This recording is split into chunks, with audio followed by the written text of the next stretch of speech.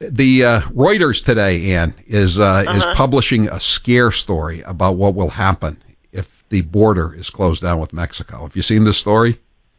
Well, I've been watching TV, and apparently we're going to have, or there's going to be a major guacamole shortage. That's you hit it. You hit it.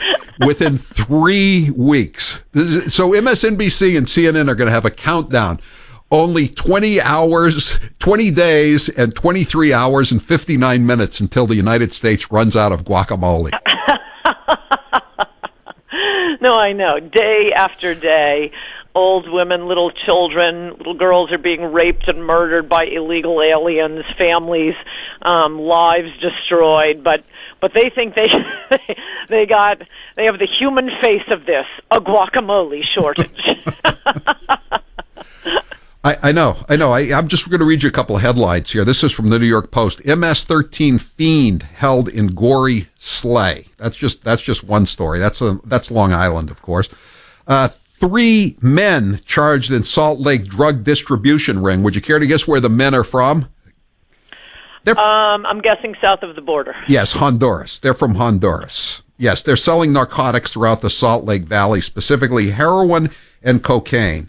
The latest, man sentenced to life for murder of Muslim teen. This was the one in D.C. They were going to blame it on people wearing MAGA hats, but then it turned out to be an MS-13 gangbanger from El Salvador, and the story. Yes. Remember that one? The story disappeared immediately. 2 years later, they finally sentenced him, and he's been sentenced to life in prison for raping and killing a Muslim teenager as she walked back from a mosque.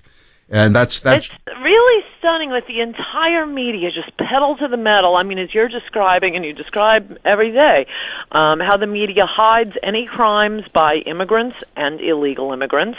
Both of them are a problem. And celebrating every hoax crime allegedly committed by a conservative. You got the media, you have the Republicans who, with their donors who want the cheap labor, the Democrats who want the voters. I mean, every elite group in America is absolutely determined to transform our country into a third world hellhole. And still, Donald Trump got elected. Remember how President Bush, the second Bush, this used to drive me crazy. He'd say, well, we can't do anything on abortion until we change hearts and minds. Well, no, not exactly. We don't, for all we know, we've changed 70% of the hearts and minds. We can't do anything until Roe is overturned. So that's really a BS line. And it's the same thing here. We don't need any more changing of hearts and minds. Every time despite the media blackout on immigrant crimes and immigrant, Medicare frauds and sucking up all of the social services, despite the media blackout on all that, every time Americans get a chance to vote on immigration, legal or illegal, they vote for less of it. They vote to shut down the border. They vote for a wall. They voted for Donald Trump. Now, we're living in, people are upset about Brexit. How about us? How many times do we have to vote for this and be betrayed on it? I know. Trump is right that they have to change the asylum laws, but since the Congress won't change the asylum laws, right, then we have to get tough on the Mexicans and these countries in Central America. And that was a good first step, cutting off aid to those corrupt countries down south of Mexico. But if he has to shut the border down, I'm okay with that. It's like he's trying to get the attention of the Mexicans by threatening them. And I don't know. He may have to actually shut the border down. What's he going to do? There are a million things he could do if he were not being advised by amnesty-loving Jared Nick Mulvaney. I knew we were going to come back to that. Things he can do. I know the things he talked about, when he was running and got us to vote for him. How about taxing remittances? Yeah, and he should have cut off the foreign aid as recommended in Adios America immediately. Use that money to pay for the wall. You use a MacGyver solution. He's president of the United States. He has a lot of options, and if he had ever hired Chris Kobach, he could be golfing.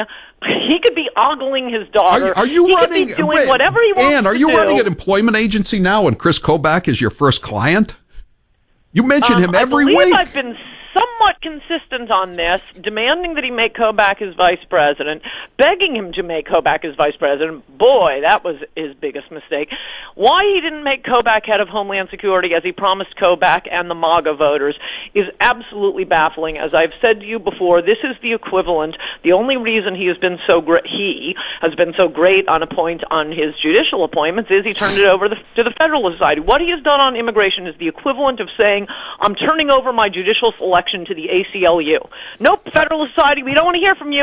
Don't want to hear from you. Listen, don't give me Kobach. I want Ruth Bader Ginsburg, please. Speaking of Homeland Security, the Obama head of Homeland Security, Jay Johnson, was on MSNBC today. I want to play that cut for you because even Jay Johnson admits that it's totally out of control. Cut number 9, Taylor. I'd get to work around 6:30 in the morning, and there'd be my intelligence book sitting on my desk, the PDB, and also the apprehension numbers from the day before.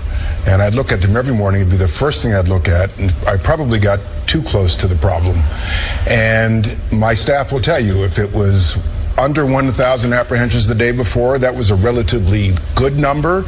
And if it was above 1,000, it was a relatively bad number, and I was going to be in a bad mood the whole day. On Tuesday, there were 4,000 apprehensions. I know that 1,000 overwhelms the system. I cannot begin to imagine what 4,000 a day looks like. So we are truly in a crisis. When Jay Johnson says we're in a crisis, Ann, I think we're in a crisis.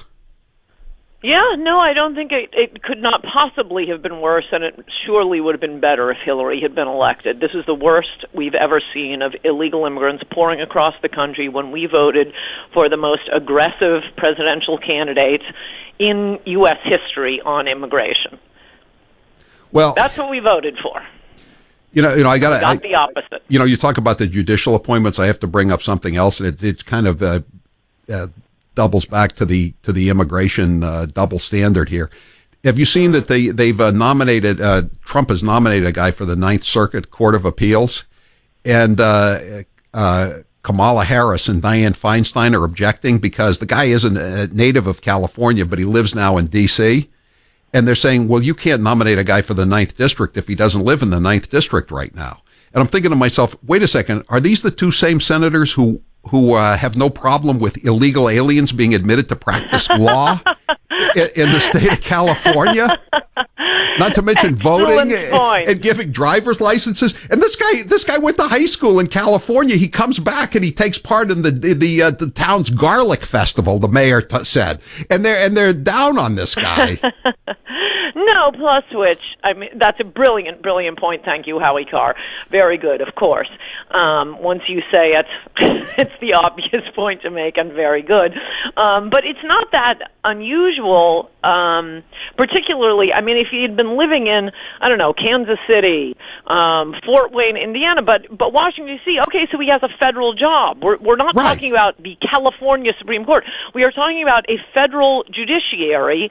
If he has any connection, he doesn't even really have to have a connection. Usually you nominate somebody with a connection because otherwise they don't want to move to wherever they would have to sit to hear cases. But this is a federal court system. It really shouldn't make any difference if you're from there. Yeah. No, I mean, it doesn't. None whatsoever, actually. I mean, this is, I guess they have this tradition in the Senate of blue slips, they call it. The senators have the sort of veto, but they're just going to do away with that because of these specious objections that the Democrats are raising to decent people. Yes, that's one of those classic, rules of etiquette, unwritten rules that it's always operates as a tradition. ratchet effect. Yes, but all of these quote traditions operate as a ratchet effect against Republicans. The Republican senators will say, okay, well, the president is a Democrat. This isn't the guy I would have chosen, but it's not, outlandish. Go ahead, appoint Ruth Bader Ginsburg, who again passed the U.S. Senate by 98 votes with all these Republicans, because they said, okay, we lost the presidential election. And then a Republican gets elected and Democrats say, no, we're approving no one. Right. Well, look at Bill Barr. I mean, Bill Barr was approved almost unanimously when he was George H.W. Bush's attorney general, and he barely slid through because he was nominated by Trump. Right. That's how much things changed in 30 years. You're right. I mean, it is purely in that case because he was nominated by Trump, because as you'll recall, I watched those hearings very closely. I'm a fan of Bill Barr's. I was very happy to have him be AG. And, by the way, just for the record, I loved Attorney General Sessions. He was the only one doing anyone on immigration. But just, as a point of fact, when I was told they were making him AG, I threw a minor fit. And said, no, if you're going to put him any place, put him at Homeland. He should be doing immigration. Oh, no, but he's always wanted to be Attorney General. And I said, we have a few years to save the country. This is no time to be, he's always wanted to be Attorney General. But he was okay on it. He was fine on immigration. His problem was he number one, he appointed Rosenstein, the ultimate swamp creature, as his deputy, and then he recused himself from the Russia Well, he hoax. he had to recuse himself. He absolutely had to. You think so? Just because he had those two Russian generals into his office when he was on the Foreign Relations Committee, and he went to a buffet at the Cleveland Convention with the ambassador. That wasn't why he recused himself. The issue was he worked on the Trump campaign. No one knew what the Democrats would leap on to try to overturn the 2016 election. It could have been Trump's taxes. It could have been his business dealings. But what they jumped on was this crazy claim that the Trump campaign had colluded with Russia. Since they were investigating, that's in quotes, the campaign, it was simply because Sessions, in fact, he was the first U.S. senator to support Trump. Right. He worked on the campaign, so yes, he had to recuse himself from an investigation into the campaign. If he had been Michael Cohen, and at this point I wouldn't put it past Trump nominating someone as preposterous as Michael Cohen to the position of Attorney General. Come on, Ann. He hired him. He was his lawyer for 20 years. Oh, that's crazy. He'd never do that. Sometimes you need somebody. I mean, he didn't use him for the really big cases. He just used him he did use him as a fixer. I always object to that word fixer, but that's what he was. He was the fixer. He was the bag man, right? A businessman needs a bag man. Serious person who would have had someone like Michael Cohen any place in his orbit. But let's leave that aside. He couldn't have made, he had appointed Michael Cohen AG, and suddenly the Democrats decided they were going to investigate Trump's private business dealings. Well, Cohen would have had to recuse himself from that. And I guess he worked on the campaign. He would have had to recuse himself from that too. But it had nothing to do with the meeting with the Russian. This is absolutely by the letter, black letter law. Of course, Sessions had to recuse himself. That wasn't the problem. It's like Trump always says, though. If I'd have known he was going to recuse himself, I would have told him to stay in the Senate. We got to go, Ann. Thanks for being with us. The title of her new book is "Resistance is Futile." Thank you.